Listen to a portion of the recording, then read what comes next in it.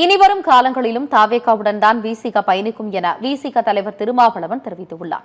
கள்ளக்குறிச்சி மாவட்டம் உளுந்தூர்பேட்டையில் விசிக தலைவர் திருமாவளவன் பிறந்தநாளை முன்னிட்டு தமிழ் தேசிய எழுச்சி மாநாடு நடைபெற்றது. இதில் பல்வேறு தீர்மானங்கள் நிறைவேற்றப்பட்டு ஒரு சில நிமிடங்கள் மட்டுமே திருமாவளவன் தொண்டர்களிடையே உரையாற்றினார்.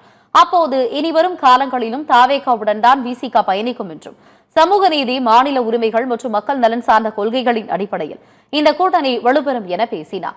இத்தனை ஆண்டுகாலம் ஆளுங்கட்சிகளோடு நாம் கூட்டணி வைத்தோம் என்றும் இனி நாம் ஆளுங்கட்சியாக வர வேண்டும் என்றும் கூறினார். ஆளுங்கட்சியோடு நாம் கூட்டணி வைத்தோம். திமுக ஆளும் கட்சி, அதிமுக ஆளும் கட்சி, காங்கிரஸ் ஆளும் கட்சி, இன்றைக்கு ஆளுகிற முதலமைச்சர் அன்பு சகோதரர் ஜோசப் விஜய் அவர்களோடு நாம் கூட்டணி வைத்திருக்கிறோம்.